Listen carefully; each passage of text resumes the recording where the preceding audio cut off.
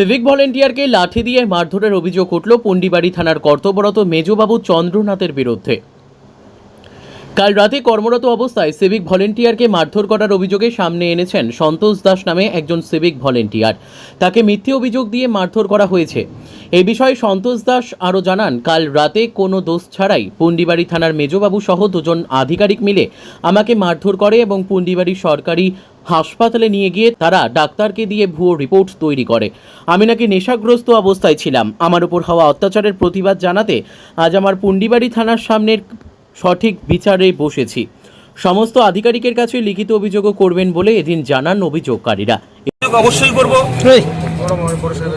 বড় সাহেবের কাছে করব। একটা আমাদের আরো ওয়েলফেয়ার আছে, যেটা আমাদের বোর্ড আছে অল স্টেট বেসিস, সেখানেও একটা লিখিত অভিযোগ করব। এবং আমাদের পুন্ডিবাড়ি থানার যে ভারপ্রাপ্ত আধিকারিক আছে মাননীয় হিমাদ্রি ঘোষ মহাশয়, তার কাছেও একটা লিখিত অভিযোগ করব। তিনি কি তখন উপস্থিত ছিলেন থানায়? হ্যাঁ, রাত্রে উনি উপস্থিত ছিল, কিন্তু উনি বিষয়টিকে সঠিকভাবে দেখেনি। উনি কোনো রকম কোনো মন্তব্য করেনি এই বিষয়ে। ওনার সামনেই মারধর করা হয়েছে। ওনার সামনে ওয়ান সিসি ক্যামেরার সামনে, পুন্ডিবাড়ি থানার সামনে ওয়ান সিসি ক্যামেরা আছে। এখানে যেখানে আমি বিক্ষোভ অবস্থান করছি, ঠিক এই জায়গাটাই কালকে আমাকে রাত্রি 1টা থেকে আনুমানিক 1টার সময় নির্মমভাবে মারধর করা হয়েছে। মারধর করতে করতে পুন্ডিবাড়ি প্রাথমিক হসপিটালে নিয়ে যাওয়া হয়েছে, সেখানেও মারধর করতে করতে এখানে নিয়ে আসা হয়েছে। আপনার নাম?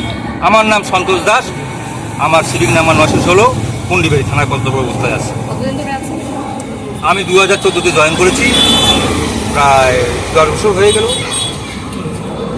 আপনাদের সামনে আপনাদের মাধ্যমে আমি এটাই বার্তা দিতে চাই যে আমি আগামী দিনে পুন্ডিবাড়ি থানা থেকে পুন্ডিবাড়ি বাজার পর্যন্ত নাকে খড় দিয়ে এখান থেকে আমি বিরত বেরিয়ে যাব। এটুকুই আমার দাবি। আমি আপনাদের মাধ্যমে আমার উদ্যোক্তার কর্তৃপক্ষ যারা আছে তাদের নজরে এই বিষয়টি দিতে চাই। ওনারা এই বিষয়টিকে যথাযথভাবে দেখুক।